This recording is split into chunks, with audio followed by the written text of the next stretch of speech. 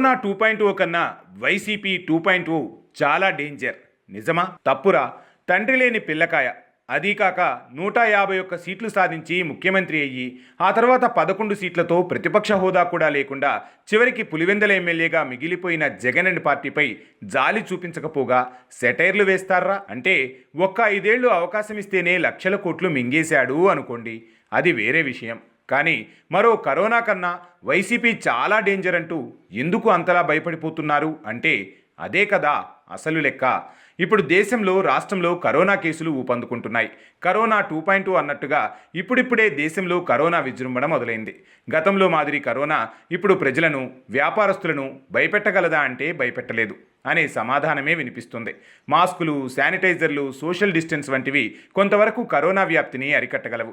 ఒకవేళ కరోనా సోకినా ఒక వారం రోజులు క్వారంటైన్లో ఉంటూ తగిన జాగ్రత్తలు తీసుకుంటే కరోనా ఎటువంటి హాని చేయకుండానే వచ్చిన దారినే తిరిగి వెళ్ళిపోయే అవకాశం ఉంది.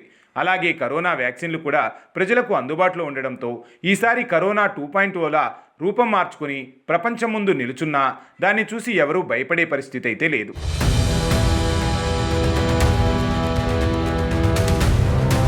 ఇప్పుడు ఆంధ్ర భయమంతా కరోనా గురించి కాదట.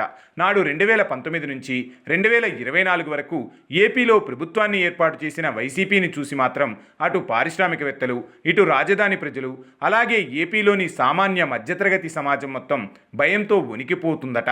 ఆ క్రమంలోనే కరోనా 2.0 కన్నా వైసీపీ 2.0కి ఆంధ్ర వాళ్ళు తెగ భయపడిపోతున్నారట. పొరపాటున వైసీపీ తిరిగి ఏపీలో అడుగు పెడితే ఆంధ్రప్రదేశ్ భవిష్యత్తు ఏంటి అన్న ప్రశ్న అందరినీ తొలిచేస్తోందట. బడా పారిశ్రామికవేత్తల నుంచి పోలవరం నిర్వాసితుల వరకు వామ్మో వైసీపీకి మరో ఛాన్స్ వస్తే ఇంకేమైనా ఉందా అంటూ కరోనా 2.0 కన్నా మమ్మల్ని నిత్యం వెంటాడుతున్న భయం వైసీపీ 2.0 అని అంటున్నారట ఆంధ్ర ప్రజలు. అయితే ఇప్పుడు ఉన్న కూటమి సర్కార్ చేస్తున్న పాలన చూస్తూ ఉంటే మరో 10 ఏళ్ల వరకు ఆంధ్రాలో అధికారం మారేలా కనిపించడం లేదు. చూద్దాం మరి ఏం జరగబోతోందో.